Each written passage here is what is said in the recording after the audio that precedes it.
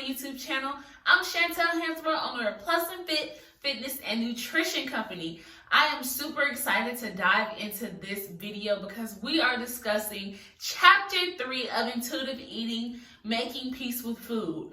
And like I already said before, you cannot watch this video if you have not started with 1 or 2. You're missing 2 great components, okay? So stop what you're doing, go back and watch my first video, Ditching Diet Mentality, okay? That is step 1 of intuitive eating, and it is super important, especially if we're working all the way up to 3. So, as you know, this is a study session.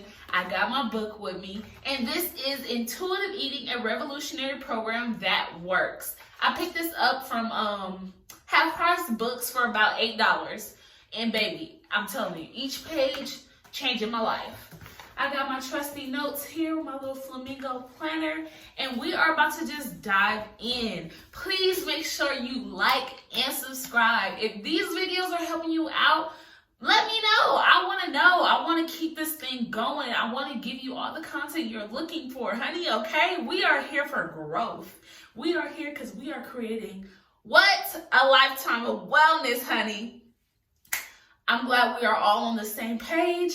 Let's get started. Okay, so principle 3, making peace with food. Let's start off with a simple question. How many times have we told ourselves, this is my last time eating because tomorrow I'm going on another diet? Oh yeah, I'm going to get this today because tomorrow I'm doing keto. Tomorrow I guess I can eat that because tomorrow I'm starting over. I'm tired of this. And tomorrow's just a new start. Tomorrow's my new beginning. I'm doing it tomorrow. How many times have we done that? I know for myself, well over 1,000 in the span of my 23 years of living. I have started so many diets over and over and over again. And what that is, I was watching this show. It was about eating disorders, and this lady said, I wake up on a diet every morning and I go to sleep in failure every day. And that resonated with me so much because it's like I said, I've done it countless of times where I wake up saying, this is the time where I'm taking back my health. This is the time where I'm really going to lose this weight. This is the time where I'm no longer eating fast food. I'm eating vegetables. I'm eating salmon. Nothing bad. I have done that so many times, and that diet culture just sent me to failure every night, resulting in binge eating and overeating. And I know I'm not alone. I know I'm not. And what that is called is the Last Supper mentality. Like I said, you feel like it's your last supper, so you go all out, you go all in, you go through, get your favorite indulgence, you go to the fast food here, you go get you some desserts. You're doing all these things because you feel like after that day, the next day, you will no longer be able to have those items. And who wants to live a life like that? I have been living that life for 23 years, and this is my year where I have chosen to stop that, okay? So what we're going to do is we're going to go ahead and start to discuss the chapter. I'm going to give you 2 definitions. We have deprivation, a lack or denial of something considered to be a necessity. Things that we cut out of our diet that are a necessity, carbs, certain fats, sugars. Our body needs those. Those are necessities, and we talked about that in the second video. Okay, so make sure you tune in, and if you ever need to replay those videos, please do. We cannot deprive ourselves of necessity. So that's definition 1. Definition 2, guilt. A feeling of having done wrong or failed to complete an obligation. How many times have we felt shame and disgust after breaking one of our food rules and eating something bad? How many times? All the time, because you place such a high, unrealistic standard on yourself, and you put all this pressure on yourself to eat in this tiny bubble. You have no choice but to fail. And that's the only way I only can give you transparency. And I'm letting you know that depression and guilt are always going to be at a tug of war. So we have to understand that depression and guilt are enemies. I'm going to continue to look down because I'm looking at my notes. You already know this is a study session. So we have to understand what goes up must come down. So with dieting is restricting yourself of certain foods because you are looking for weight loss results. That is what dieting is. We're all familiar with it because we're here watching this video. And when you do that, high rates of deprivation go up. So with that being said, the deprivation goes up, so you're depriving yourself of the things. And I'm always going to let's use keto as an example because that's one of the most popular things going on right now. And it's the last diet that I did for myself. So I deprived myself of carbs and sugar. So now my deprivation is high, and that makes my guilt go low. So I'm not feeling guilty because, I'm actually doing good to myself in the diet culture. I'm on track. I start seeing weight loss progress. I start seeing a change in my physique and all these good things. So, I don't have that guilt. As soon as you take a moment to realize, hey, I'm actually doing this, you decide to say, okay, I deserve a cheat meal. How many times do we have to say we're going to have a cheat meal? I'm going to have a cheat meal once a week, or I'm going to have a cheat snack, a cheat day, things like that. We have those. So we give into that and we finally go ahead and say, I'm going to get this cheat meal, something I've been craving since I have been depriving myself. And as soon as we eat that, we feel horrible. I know I'm not the only one. And that is that guilt. Remember, guilt is low, deprivation is high, okay?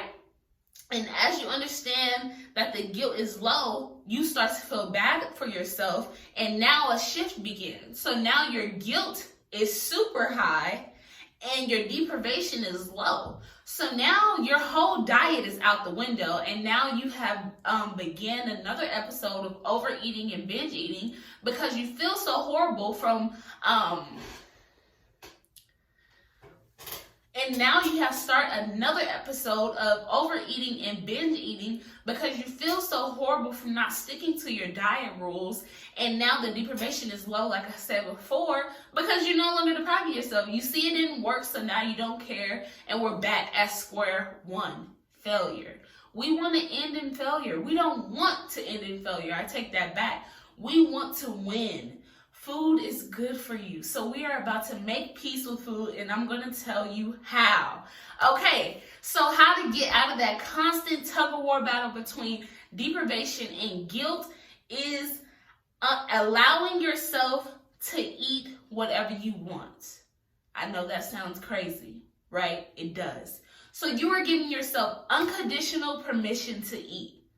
And I know it sounds crazy, like I just said. It sounds crazy because you like, I can eat whatever I want. I can have a burger. I can have candy. I can have chips. What? And I can lose weight? You're lying to me. But what if I told you you can? What if I told you it's possible? Let me tell you how. Okay, so when you actually allow yourself to eat what you want, you're able to taste the food and you're able to give into those cravings. You're able to see and ask your body, do I really enjoy this food? And your body is going to let you know. And we have to be mindful. We are going to always be in tune with our hunger scale and honoring our hunger. Those are values that we will not let go from the principles before that. So you have to let all the food that you have put in this forbidden category into your world. And you have to understand that it's going to be okay. Because how many times have you restricted yourself from foods and it went well? I'll wait. Okay, thank you. Dieting does not work. It just simply doesn't. And it took me 23 years to understand that. But that's okay because we're working to ditch that diet culture. Over time, as you allow yourself to eat those forbidden foods, the cravings naturally diminish. You will find yourself leaning more towards healthier options because you no longer really crave your sweets, chips and processed foods, you don't really crave that anymore because you know that I can have it, it'll always be there. And once you begin to eat freely, over time you will understand and you will naturally see your body will let go of those cravings and they will diminish over time. And it's really crazy because it's happening to me. I've been allowing myself to eat what I want and eat freely. And over time, it's just like, wow, I'm not even thinking about the food that I have in the refrigerator. I'm not even thinking about finishing the whole bag of chips because I know it will be there. And that's where I'm learning to establish trust in myself and knowing that emotionally, eating a piece of chocolate and eating one of my favorite fruits can be on the same page when I'm honoring my hunger. It's okay to do that because as soon as you learn to honor your hunger, you can go without because it's always going to be there. And I feel like that's one of the things that I had to understand. I felt like I didn't know how to leave leftovers in the refrigerator. I didn't know how to stop eating if I was full just because of past experiences and growing up in a diet culture. So as I'm undoing all these things, I'm just learning that it's okay. The food will be there, and you just develop that trust in yourself and you begin to make peace with food and understand that chocolate can soon be emotionally equivalent to you eating fruit. Doesn't that sound crazy? But it's so true. And just eating a little piece, like the other day, I had probably like 3 pieces of chocolate and I was just like, that was good. And I moved on with my day. We have to learn to eat, enjoy what we're eating, taste it, feel the fullness of it, and then move on with our day because it's always going to be there. You're no longer deprived. Remember that. I want you to relax. I want you to take a deep breath and understand that it's no need for you to be worried that you will overeat. Because in the previous video, we talked about our hunger scale. And that is one principle that we're bringing into the next chapter. And be mindful, every principle that we learn is vital to our progress. So we have to continue to bring it into each week of our life. All right? So I want you to understand that once you truly let go of diet culture, there's no need to have the mentality that I'll start eating better tomorrow. All you're doing is feeding into your craving and you move on with your day. You're establishing that trust. You're making peace with that food. You're understanding that we no longer have good and bad food categories. You're eating what you want. You are satisfying your cravings, okay? I want you to understand and believe that you can trust yourself around food and let go of those negative thoughts and guilty feelings. I know we have heard over time, countless of times, put that back, clean your plate, or you're going back for seconds. Do you really need that? We have heard those negative thoughts countless of times when we have those cravings, and that has put us in this box. But I want you to repeat after me. I believe that I can trust myself around any food. Say it with me one more time. I believe I can trust myself around any food. Awesome. That is progress already in itself. You might ask, Chantel, how can I give myself unconditional permission to eat? I'm going to tell you what the book says, and this is what I've been doing for this week. Throw out the preconceived notion that certain foods are good and others are bad. No one food has the power to make you fat or help you become thin. As you see, with that sentence is so powerful because we think if we eat this burger, I'm going to gain 5 pounds. That one burger will not allow you to gain 5 pounds. You satisfied your craving with the burger. Now you're able to move on with your day. Just eating those vegetables in one sitting does not have the power to make you skinny.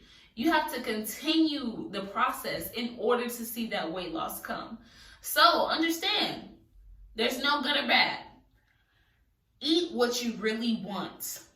Yes, eat what you really want, okay? Don't feel hesitant. Go for it. And remember, those hunger cues, take them with you. Eat what you really want. Yes, what you really want.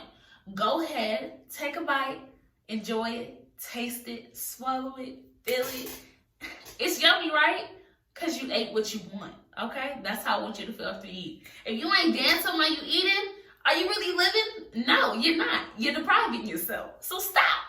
And then we have eating without obligatory penance. So the example that they give is, I can have this cheesecake now, but tomorrow I'll diet. We're letting go of that because you can have the cheesecake whenever you want. You just stop when necessary. Stop when your hunger cues tell you. We're becoming in tune with ourselves. Intuitive eating is becoming in tune with yourself. Remember, an intuitive eater eats without guilt or shame. We are basically free from food. We are free from diet culture. That is what an intuitive eater is, and I need you to tap into it, honey. I'm going to give you 5 dope steps to learn how to make peace with food. Okay, so number 1, pay attention to the food that is appealing to you and make a list of it. Number 2, put checks by the foods that you actually eat and then circle the remaining ones that you have been restricting yourself from. So this exercise is going to require you to pull out your journal, take that pen, and jot down some of your favorite foods and snacks. After you've done that, with step 3, give yourself permission to eat the forbidden foods that you have put on that list. And if that means you have to go to the store and pick it up, or even go to one of your favorite restaurants, go do it. Take yourself out on a date. And number 4, when you do choose to go ahead and eat that forbidden food, I want you to take a moment to actually taste the food and see if you actually like it. See if it's even satisfying and up to par with the expectations that you set for it. And lastly, make sure you have that food around you just so you can establish trust. I know it may seem scary, but this will allow you to set the mindset that this item can stay in my refrigerator and I can eat it over time because I'm practicing honoring my hunger. So, as you continue to try these foods and understand that you are making peace with food one day at a time, I want you to try it, evaluate it, and free yourself, okay?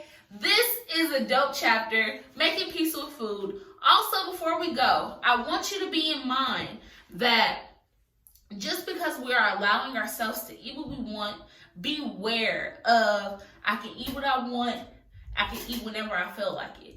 Beware of that, because we are being intentional with our health and we are creating a lifetime of wellness.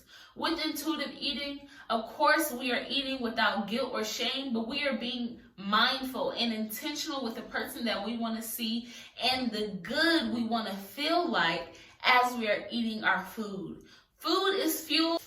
As we wrap up this video, I hope you're able to take some things away and apply them to your life. We're getting better each day. Remember, progression, not perfection. Be sure to like, comment, and subscribe, okay? Comment below and let me know what other videos that you are looking for from me. Remember, we are creating a lifetime of wellness. You guys have an amazing day.